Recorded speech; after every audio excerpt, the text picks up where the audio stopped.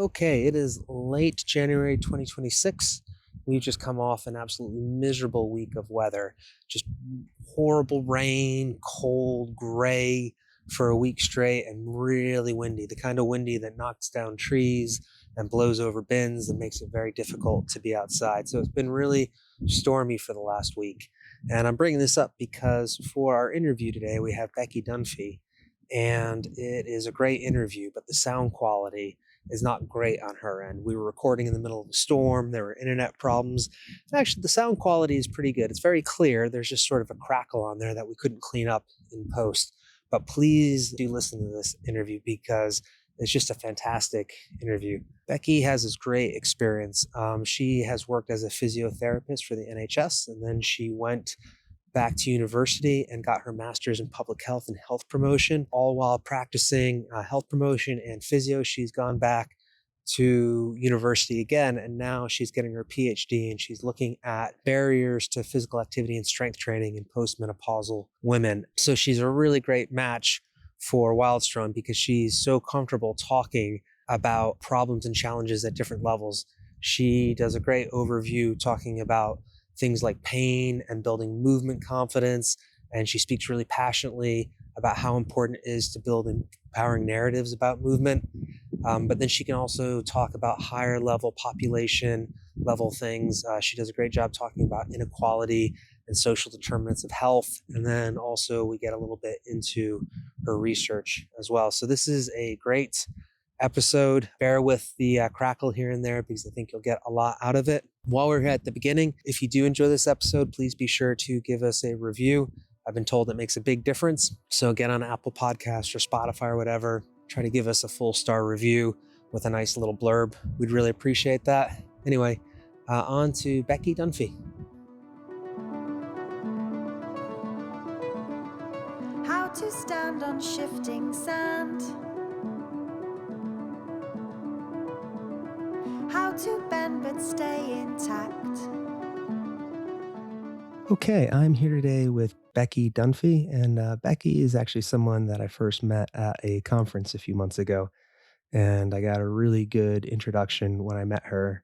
One of our friends was just like, "Oh, you really need to meet Becky. She's really great."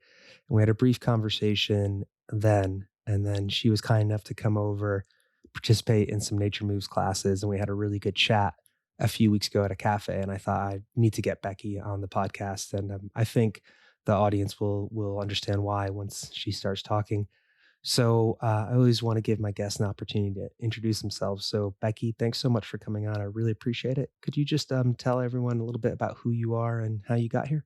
Well, thanks for having me, first of all. So I'm Becky. I am a physiotherapist by background. I grew up on the East Coast in Arbroath, not far from you actually, and was privileged to, I guess, be brought up in a very sporty family and go to a school with an incredible PE department where I was able to try lots of different sports out. And I guess through all of that, through wee injuries that I'd had along the road and being treated by um, kind of development physios in pathways, I decided I would just love the idea of getting people back to doing the things that they loved. And that's what really inspired me to go and study physio, which I did in Edinburgh.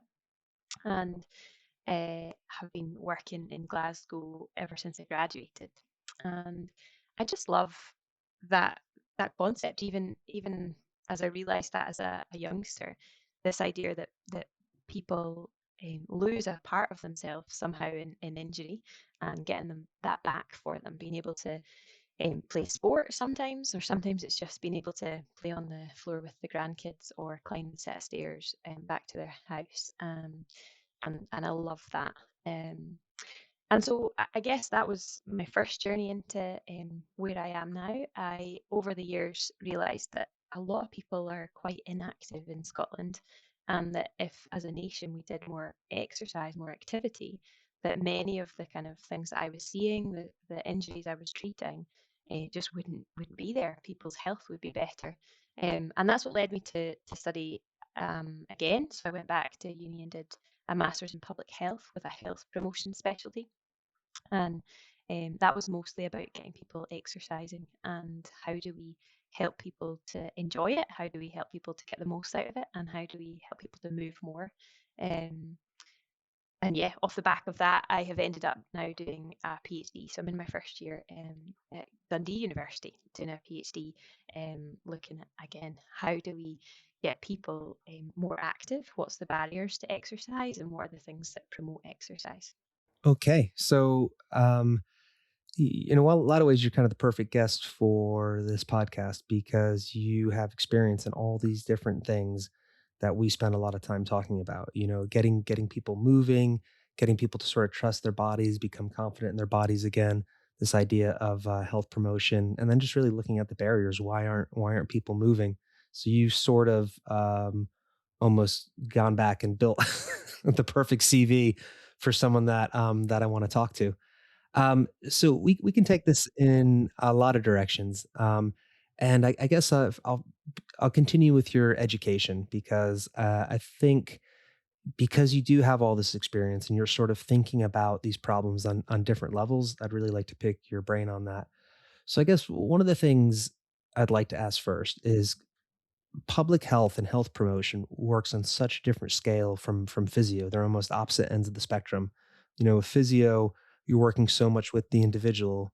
When we talk about public health, we're really looking at population level, as you said, barriers or these sort of population level factors that can influence why people are moving or not moving. So I'd kind of like to know what did you learn in that transition from sort of wearing the physio hat into coming in and thinking about public health practice? How did that change some of your initial assumptions about your work in physio? Um, oh, that's a tough question, isn't it? I think I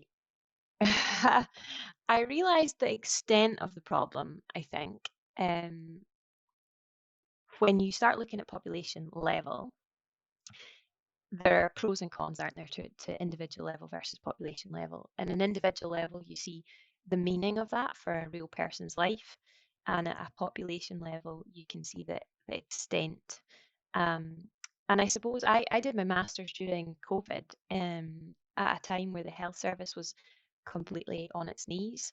And I suppose when I look at the benefits that we believe you can have from exercising and moving more and living a healthier lifestyle, and I compare that to, um, yeah, the overload on the NHS, um, I guess I became very passionate about trying to, we have a phrase in the NHS, make every contact count. So for every time you go and see a health professional, the idea is no matter what you're there for, that we take the opportunity as health professionals to help you be healthier. And I think sometimes there's a bit of tokenism with it.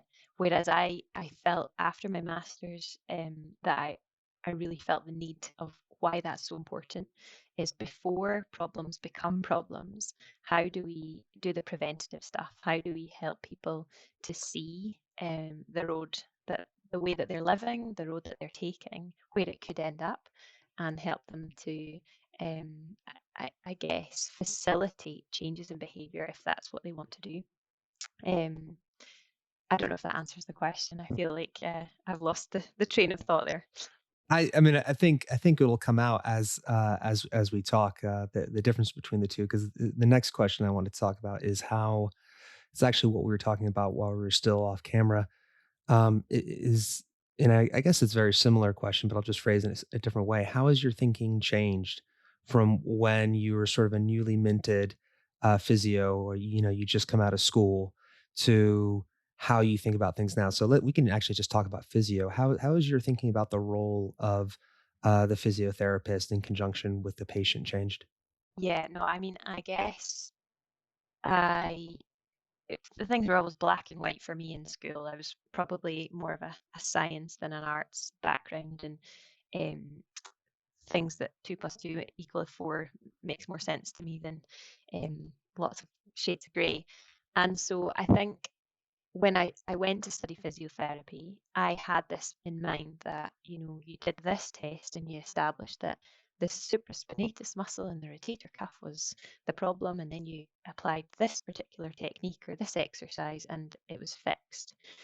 But when you get into the real world, you realize that that is not as simple as that. There are so many variables, there's so many factors, and we're nowhere near as, I guess, specific, accurate as I thought as a student or even as a new grad.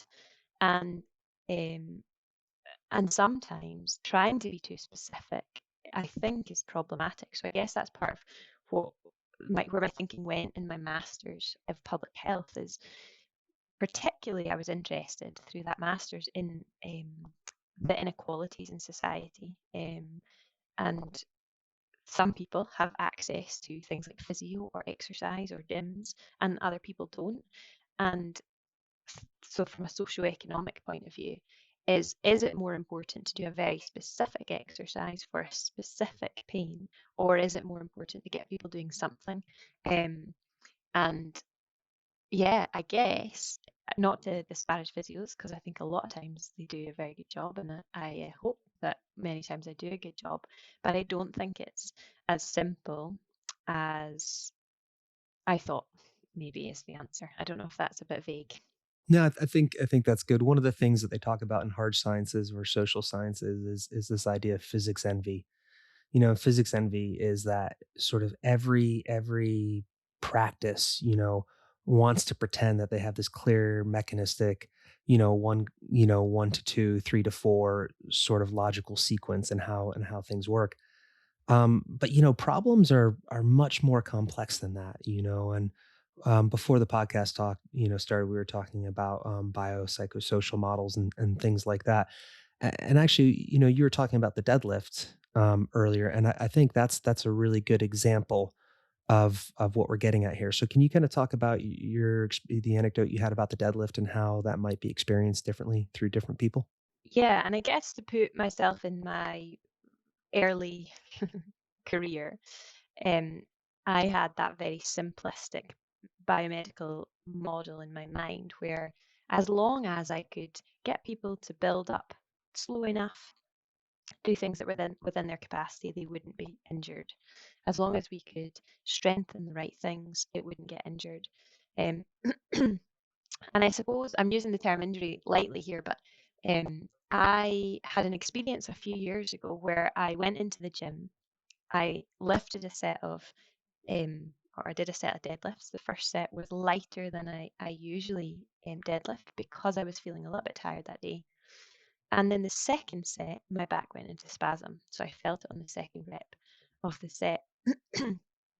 And I remember being so surprised by that. And I guess as a new grad physio, the story I would have told, and as my patients often tell the story, is I went into the gym, I lifted something heavy, and my back became injured. And yet, actually, when I delve a little bit deeper into what was happening around about that time, there's a bigger, complex story going on there. And so at that time, I was finishing off my master's thesis. Had a deadline to work to. It was quite stressful. I was also working full time in quite a tough job in a GP surgery. I wasn't sleeping particularly well because I was working really late at night on my thesis, and then it was turning over in my head when I went to bed. That day, I'd had a really busy clinic that had overrun. I'd skipped lunch. And so when I left work and I went to the gym, I was turning up um, with not enough sleep in my body, with stress, lots of cortisol running around, not enough fuel. I hadn't eaten my lunch, probably hadn't drunk enough. And so all of those factors are actually, when you look at the research, the literature in back pain, are much more relevant than the deadlifts. But the deadlifts was that straw, to use a poor phrase, that broke the camel's back on that occasion. Now, as a physio, I suppose I knew what to do and I kept moving and I didn't panic. I wasn't worried about my back. I knew it wasn't injured per se, but that this was a protective mechanism of my body saying, you're asking too much of me right now. And so within a few days, obviously it settled. But that encapsulates what I see as the much more complex problem than I thought anything ever was as a student physio, as a new grad, or even before kind of understanding the wider effect of your, your work status, your stress about your job, your finances, the living conditions you live in, all of these that are feeding into some of the presentations, I guess, as a physio you see in front of you. I think what you were just describing, it's an example that I think immediately can make sense to people, especially anyone who's ever suffered from back pain. Um, which if you talk to people, not always, but almost always does happen during time of stress. And last time I hurt my back was very similar. I was doing was doing deadlifts, my back started spasming, and it was almost the exact same thing. I was like, under high stress, working too much. I was in between running 2 courses, and I hadn't got enough sleep, and I was picking up extra hours, and, sure enough, and during my last back spasm, after that happened, I started to read a lot of work by, Peter O'Sullivan and, different frameworks on back pain, um, cognitive functional therapy, and things like that. And then when we were talking, you told me that, you've done, the cognitive functional therapy course, and I think that this can be a really powerful framework, that people can kind of apply to themselves, and help build, I think, more empowering narratives. Can you just talk a little bit about the theories behind that and what you might say to someone that, if a client who maybe hurt themselves? Yeah, this is where the areas of grey are, isn't it? Is you have to really understand the whole picture to know what the answer is, I suppose. And so Peter O'Sullivan would spend a long time with his clients, and that's what he would kind of recommend for in his courses, working out what's the story here, what's happened, and is there a mechanism that makes sense? So on the surface of it, and to go back to my example, there is a mechanism that makes sense. I lifted something heavy, my back hurt. But actually, when you delve a little bit deeper, I lifted something that I was well capable of lifting most of the time. Every other time I went into the gym, I was lifting heavier. And so there's a little bit there that the story doesn't quite tie up into this neat box. Um, and that's where I think the cognitive functional therapy approach comes in really handily, is working out, well, what are all the factors that are feeding into this pain picture? Because I think the general public still fits in with a kind of 17th or century approach, the Descartes approach, where you put your hand in the fire, you burn yourself, and you feel pain. But pain is way more complex than that. There's people with multiple PhDs who don't really understand the pain mechanism. And so what we have to acknowledge is, well, there are many things that feed into our experience of pain, how long it then lasts, and whether it goes away. And a big part of that, from what I can see, is the experience of so the distress associated with pain is the biggest issue. So there there are things, painful things that can be experienced, I guess, pleasurably. There are painful things that we accept and don't worry about. So childbirth, people often will describe that as the most painful experience of their life. And yet people don't find it distressing in the same way as something we can't understand. So if we can understand what happened, or we understand why the pain's there, if we have some sort of time frame, so in the childbirth you expect that once the baby's born the pain will go, um, then we can make sense of the pain, and the pain is not distressing, and the pain then becomes temporary. When the pain is when we're not able to understand the pain, when we're not able to understand when it will go away or how we can control it or how we can manage it, then that becomes when it becomes very distressing. And so that's the kind of theory, in a nutshell, I would say, behind that concept is, well, let's work out what are all the factors that have contributed to you experiencing this pain, and how do we make sense of that, and what can we control within that, so that you then have the ability to control your own painful symptoms, um, which makes it less distressing. I don't know if that answers that question. Yeah, that's no, that's great. I think that's a really beautifully said, actually.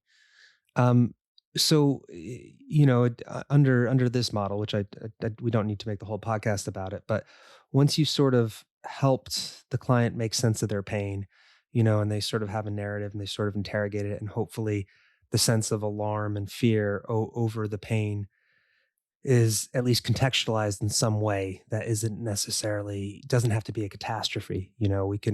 We can sort of make a narrative that is like, okay, well, now let's create a game plan. What comes next?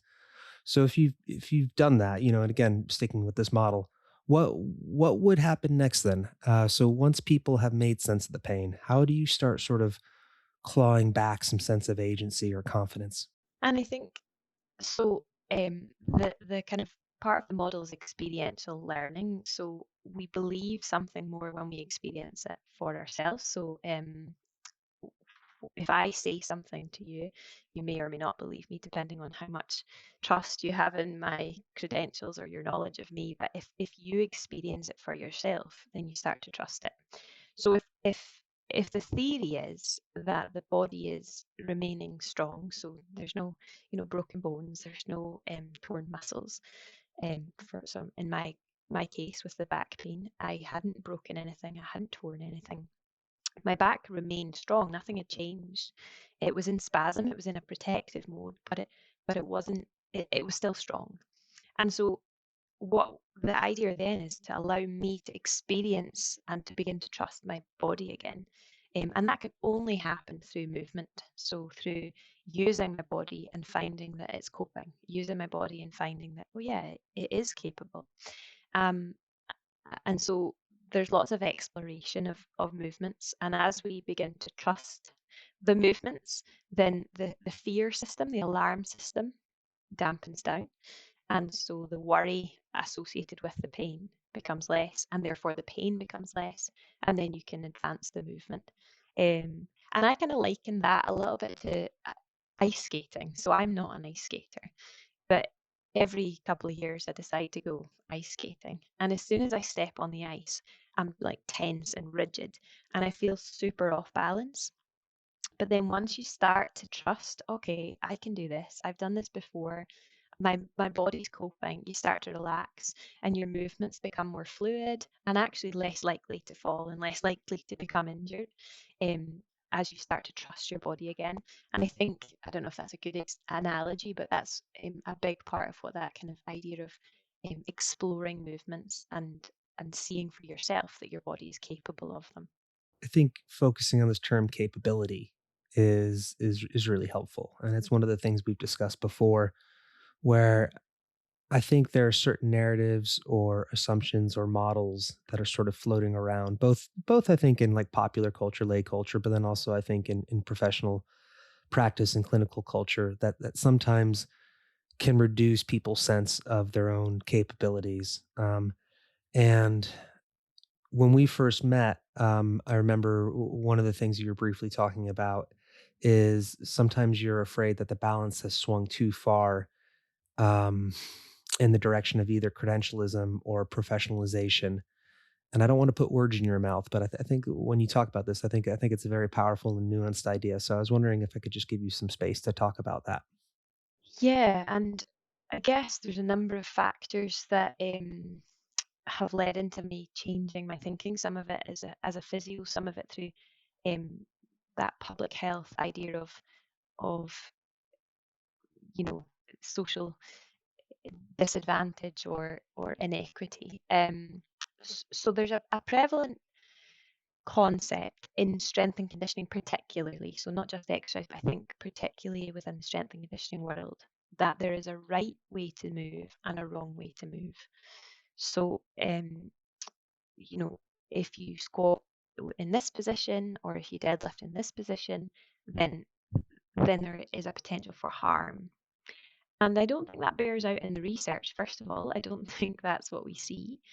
Uh, and I don't think that that is empowering to people. So I'll take first of all the kind of the research and my critique of that concept.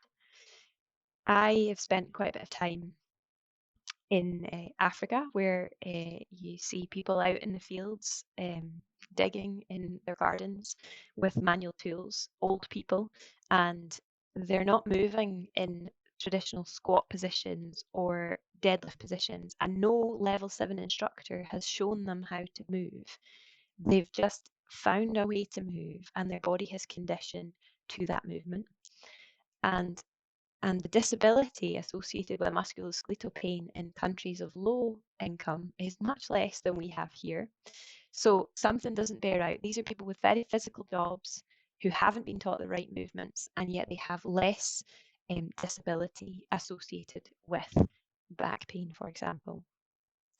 And the second thing is when I watch the Paralympics, and you see people with wrong movement patterns, and that's wrong in inverted commas, who are doing incredible things. And so their bodies are capable of moving in a pattern that is inefficient, for example. And so, and this is, I'm an athletics coach, and I have changed my thinking, and I think athletics generally has moved away from it. When I was a young athlete as a kid, I was, we did runs after runs, working on movement patterns to make it more efficient. And with the best will in the world, you've got people like Paul Radcliffe or even Eilish McColgan, who don't have the perfect movement patterns, but are incredible athletes. And, Scottish athletes, Eric Liddell, typically terrible running pattern, and yet won Olympic gold. So is efficiency or the perfect movement pattern the most important, or is it conditioning your body for the pattern that is most appropriate for you? Is the question I would pose.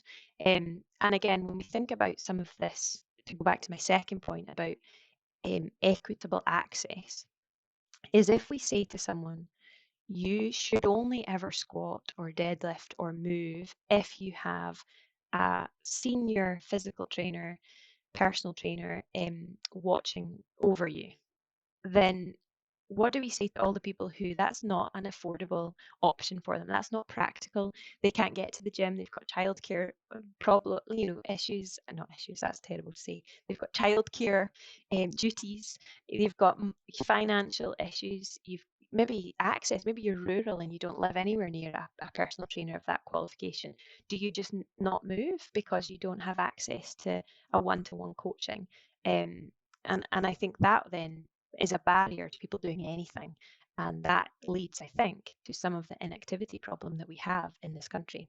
Yeah, it's one of the things we get all the time with our students or members, especially with women, but not just women, because I think women and men sometimes communicate lack of confidence differently. But a lot of times we're working with women, they'll say, "Oh, I garden, but I'm probably doing it wrong," or "Oh, I've got a set of weights, but I'm probably doing it wrong," and they'll just kind of whisper it at the end. And it is so sad because they do have this idea of doing it right or wrong. There was a paper that came out last year called "The Myth of Optimality," and it's so obvious when you read it. But what they say is like, how can you determine what optimal is if you haven't established what the why is? And they use the example of somebody walking down the street and external validator trying to say whether or not it's optimal. Well, we don't know why they're walking. Are they walking for speed? Are they walking to look cool? Are they walking over ice? Are they walking in like a rough neighborhood and they sort of want to do that little saunter where they move their shoulders to signify that they're tough?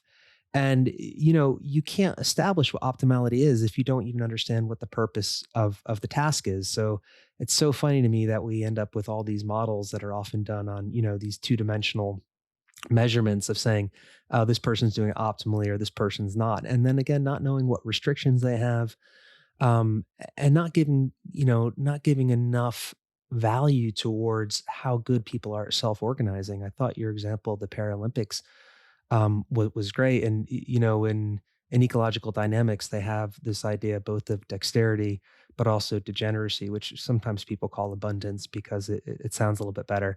But we have these amazing complex systems, and you can still get the job done even if you've lost a leg, or even if your ankle doesn't work the way it's supposed to, or even if you have horrible injuries in your hips, your body will find a way to get it done.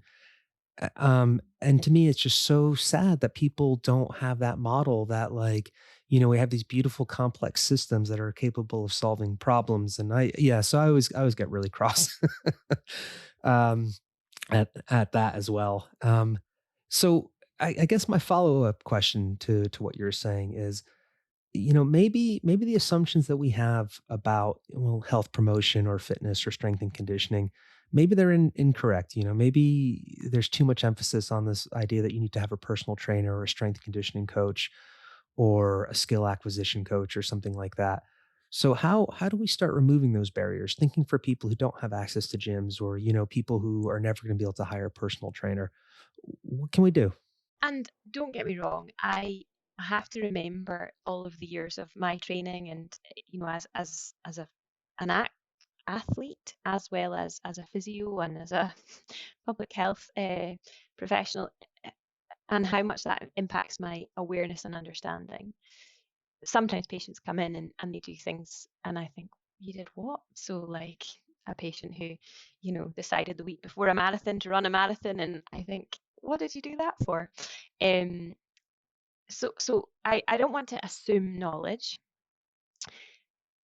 I think though that most of the time we inherently know our bodies and our bodies know what it's capable of. Now, there are exceptions to that. There's times where I think we underestimate what our body's capable of a lot of the time, and occasionally there are people who overestimate what their body's capable of.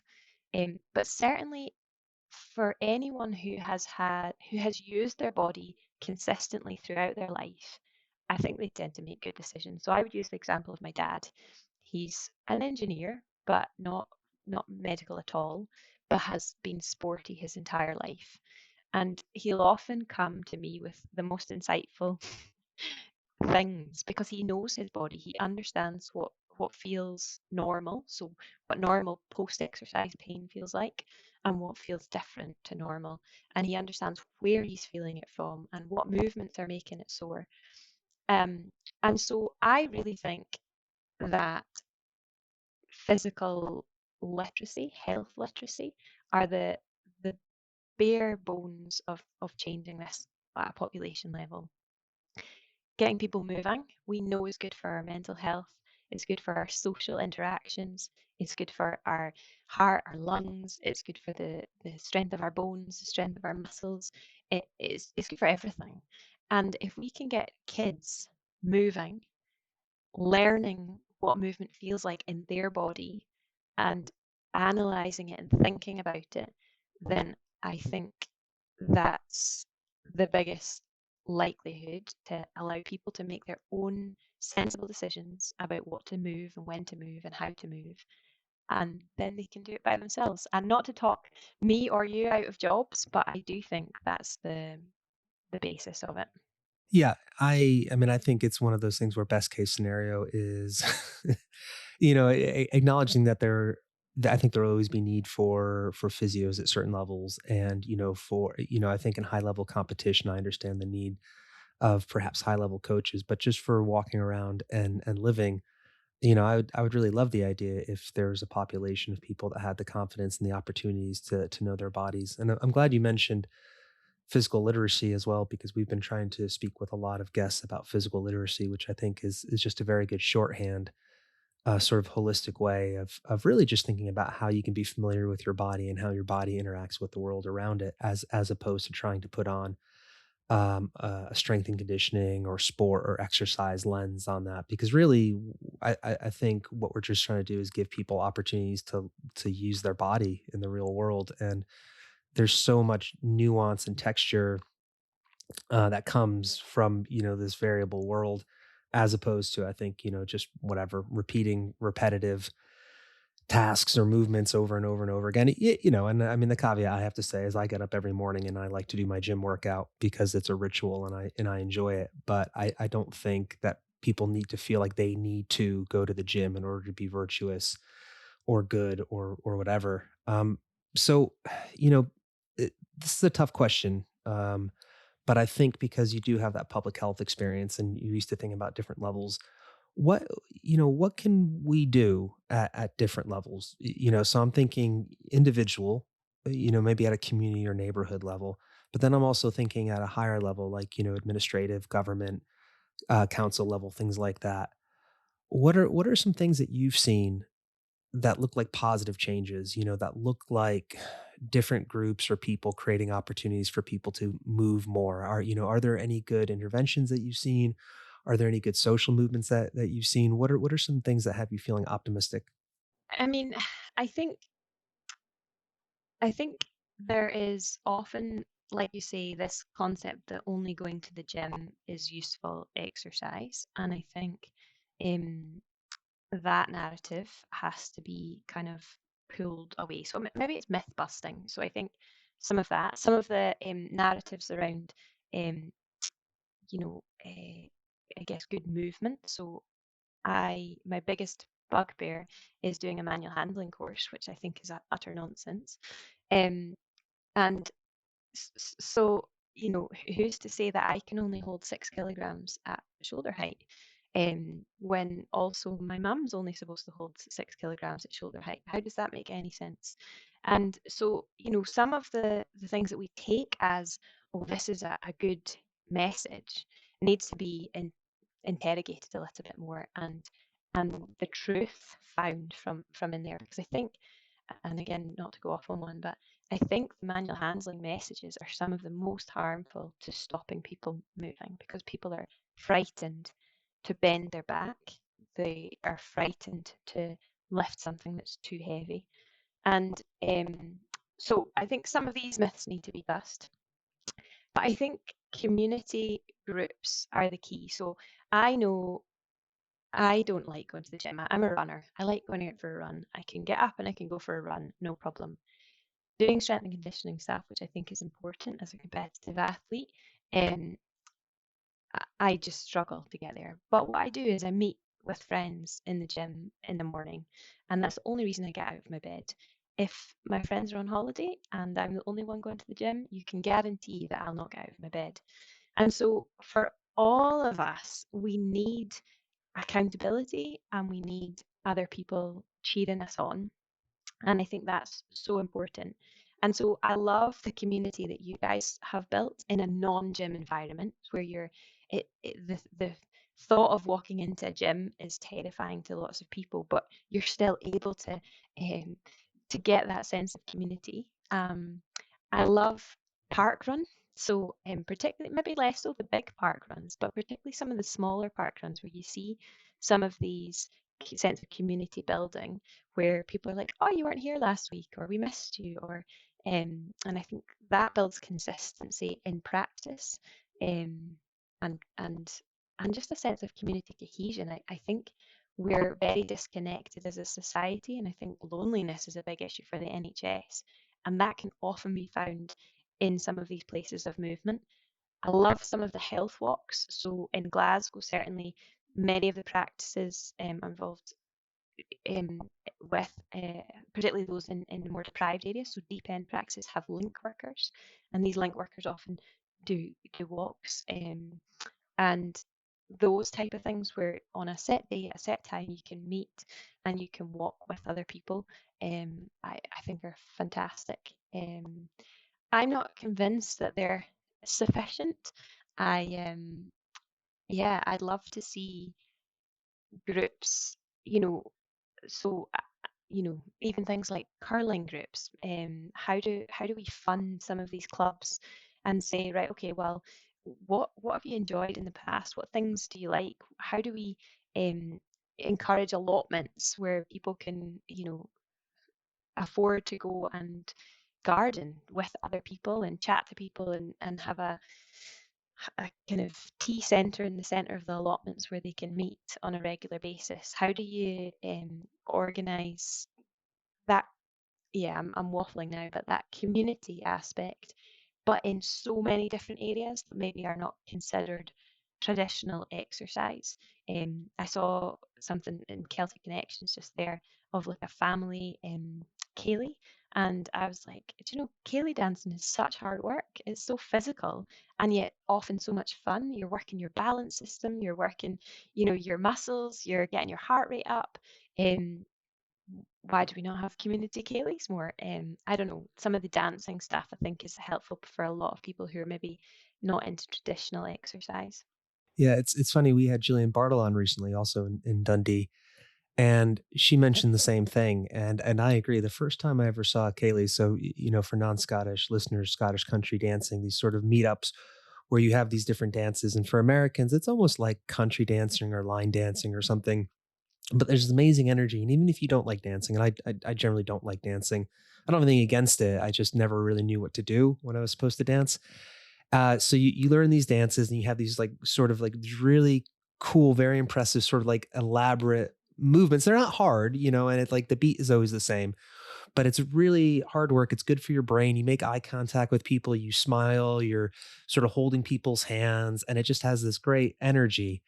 Um, and it has all these amazing benefits. And like, you don't need to quantify what you got people's heart rates up to, or whether or not the elements of dual tasking are good for cognitive development and things like that, because it's just good. It's this great complex, and I mean that in a good thing. There's so many things going on that obviously it's beneficial. I think club systems in general are often very robust, and I know that someone like Cormac Russell would say, he pushes this idea of, I'm not going to say the word correctly, but subsidiarianism, this idea of never going up to a larger governing body than you need. And what that means is, like, if something can be done at a local and club level, do it at a local and club level. If it requires some help from the council, do it at the council. If it requires something at national level, do it at the national level. But I think one of the things we found, especially the last few years, as certain funding pots are drying up, is that we can't always count on bigger organizations to have the money or have the funding, unfortunately. So for me, I'm a member of a few different local clubs, and it's amazing how much can get done. And there's also elements of privilege here in terms of time and ability to organize and having space and money, but I'm always amazed at how much can get done with a few people who are willing to meet in club setting, collect very modest dues, and put in the time to make things happen.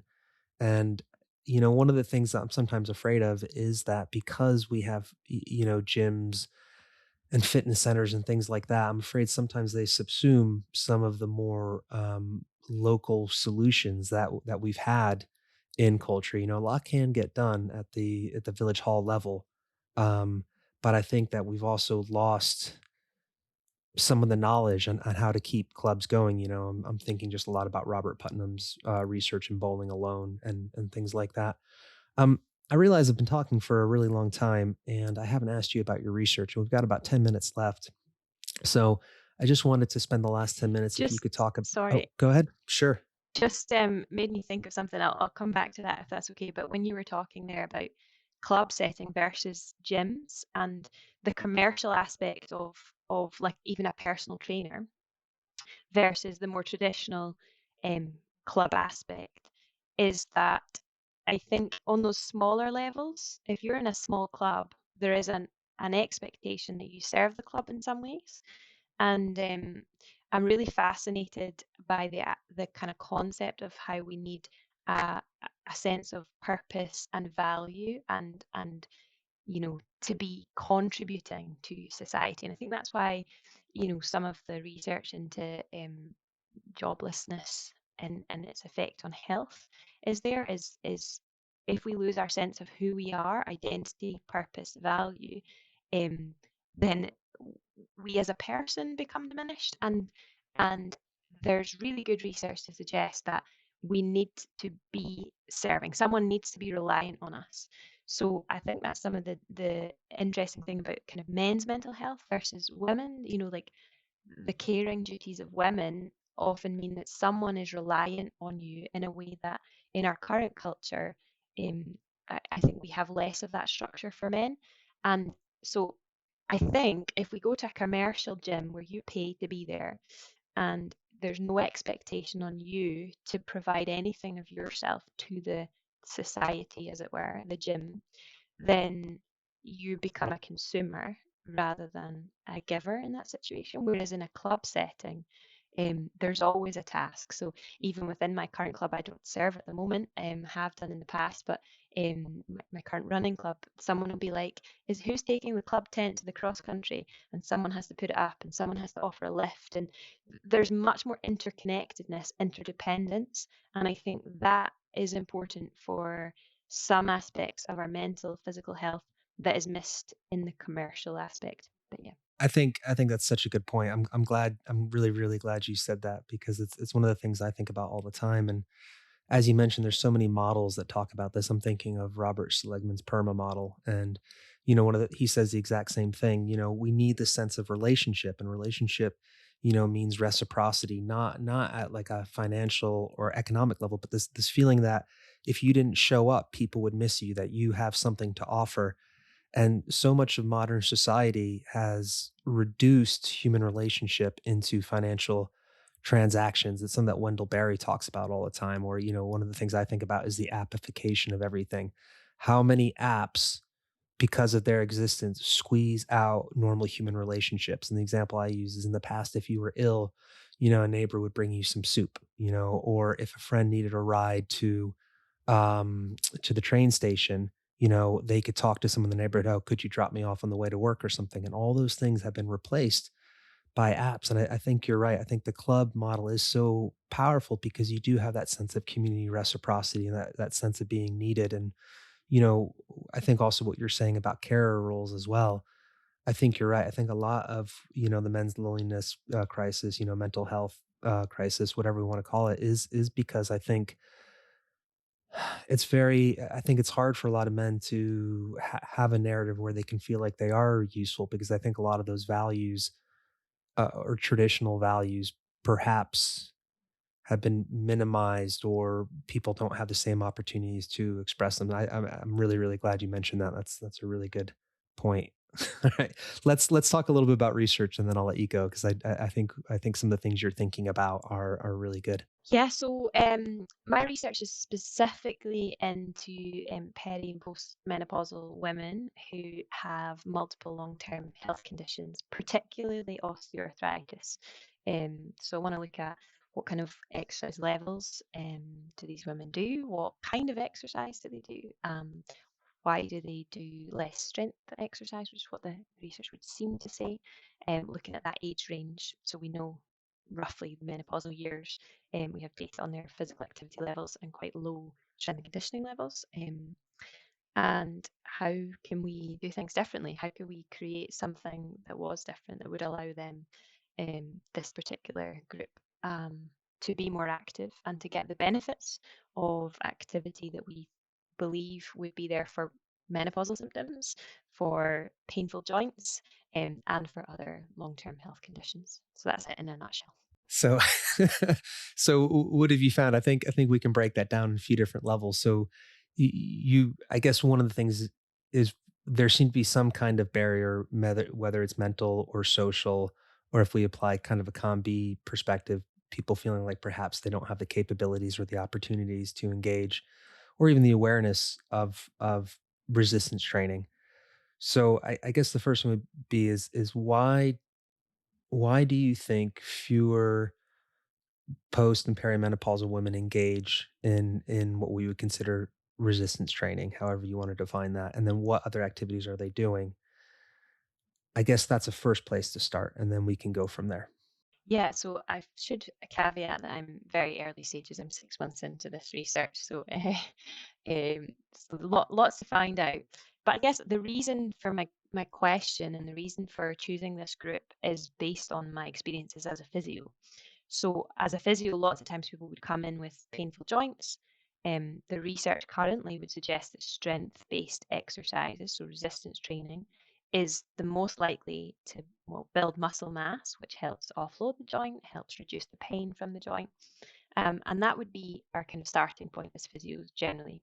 So, for example, I tell this story a number of times where, um, as I was starting to think about my research, I had a gentleman come into one of my clinics, one of my GP surgeries in an affluent area in Glasgow, and he was a skier. He had a bit of kind of niggly discomfort in his hip, his kind of groin.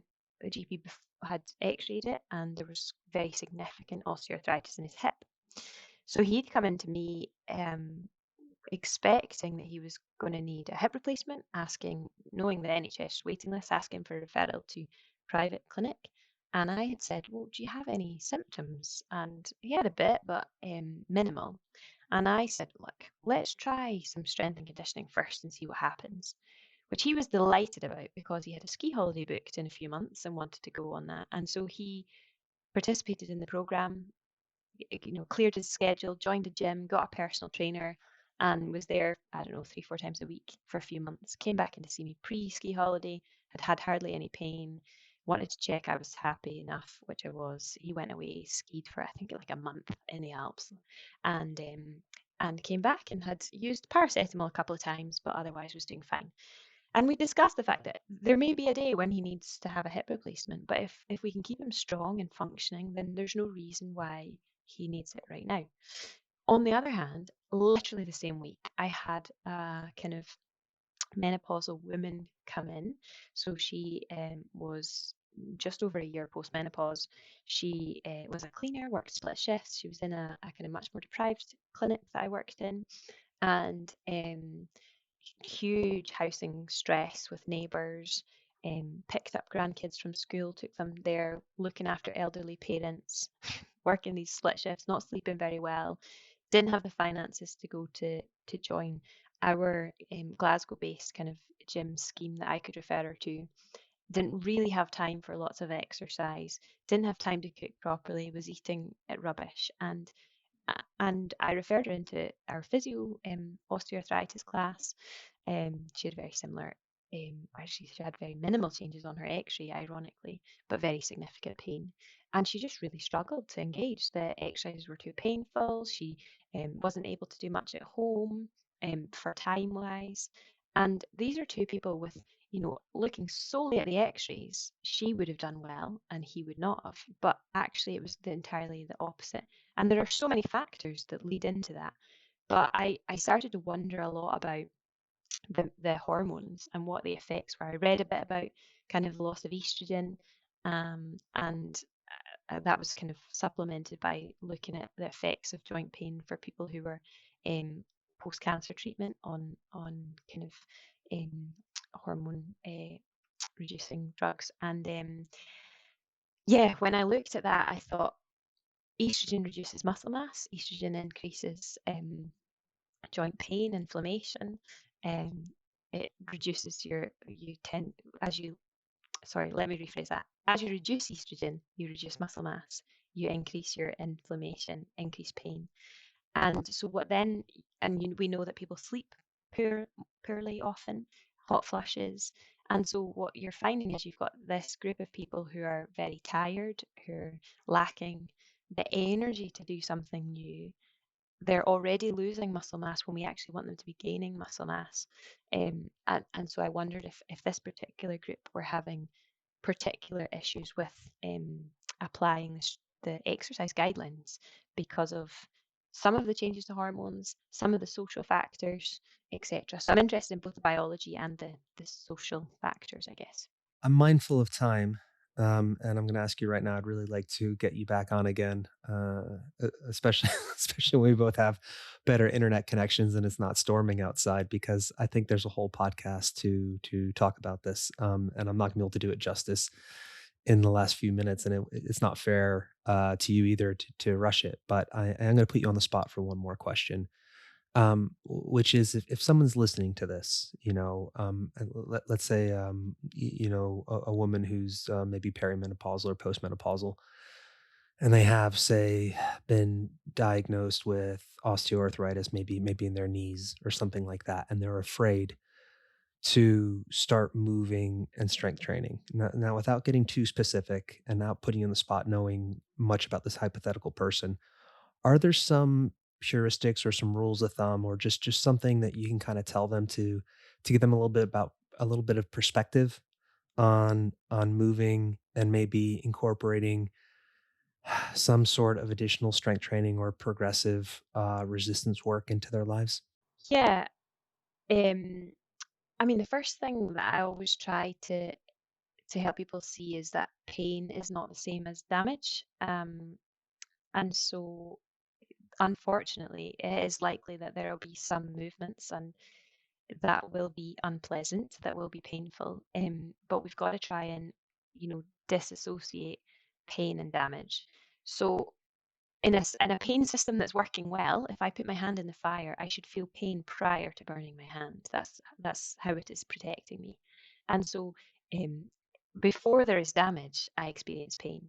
Um, in the joint system here, it's actually working pretty unhelpfully in that system.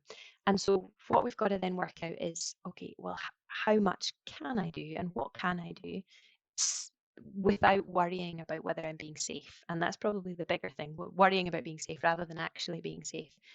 And so in this hypothetical person, I often use, and hopefully it's helpful to my patients, but I often use a pain scale. I don't like them because they're very subjective. But if you've got a scale of 0 to 10, 0 being no pain, 10 being the worst pain imaginable, if you're working somewhere in that 0 to 4 region, then you're in an unpleasant level of discomfort, but it's a manageable, it's a tolerable range. And I would often encourage people to aim for that sort of range. So you can then be confident that you're not doing something that your body's really not liking, but you're challenging it, you're asking it to do more than it's used to, and you're hopefully increasing its capacity. So that would be probably the first kind of thing I would say. In regards to the other aspect of that, of knowing whether what you're doing is right or wrong, is if what the response is. So if you're doing an exercise and it feels much sorer after the exercise than before, and it lasts for a day or two, then you've pushed it a bit harder than I would anticipate.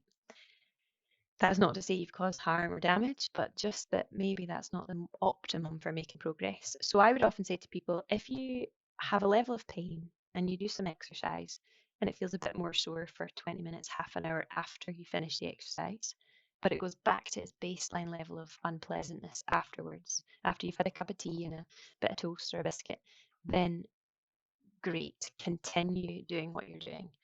If, though, it's lingering on, you're irritated, it's swollen, it's more puffy, it's sorer, then I would suggest you ease back a little bit on what you're doing.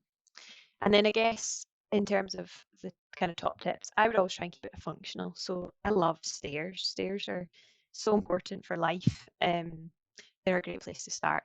Is find a progressively higher step to step up on, and do it more times until your body feels like it's working hard. That's great. That's perfect. Becky Dunphy, thank you so much for your time. I really enjoyed this, and I learned a lot. So thank you. Thank you. Thanks for having me. Night. It's a daily exercise. It's a daily exercise. It's a daily exercise. Okay, so that was Becky Dunphy. I hope you enjoyed that interview because I thought it was fantastic on her end. Obviously, her passion on so many of these topics just really comes through, and she just brought up so many great points. I think there's a lot of this interview that you'll probably see us talk about in social media or reference in our courses, because she just did such a great job of distilling some of these ideas into really easy to understand concepts and metaphors. In terms of some of my favorite things, I mean, I really enjoyed her rant about the safe lifting courses that we have to do for HR and how disempowering that can be, and how that ties into ideas of correct and incorrect movement. And I really liked her story about when she tweaked her own back on the deadlift, and just the importance of all these complex factors that go into our sense of pain and what pain means. And also her chat about how people at different points in their lives or from different socioeconomic backgrounds will experience different kinds of hardship, when she was talking about her two patients who both had hip issues. And then just at the end, when she was talking about the importance of club structures and, avoiding this sort of financial transaction relationship and trying to build more mutual aid, community-based relationships. So I thought it was great, and hopefully the sound quality wasn't too bad. I misspoke when I just listened to it again, and I was talking about Robert Putnam and Martin Seligman, and I accidentally called him Robert Seligman, the positive psychologist. So that's Martin Seligman. I don't think I did any other flubs on that one. And I really hope you enjoyed this one. And once again, if you did, please leave some positive feedback on wherever you listen to podcasts, whether that's Spotify or Apple Podcasts or whatever. Thanks a lot.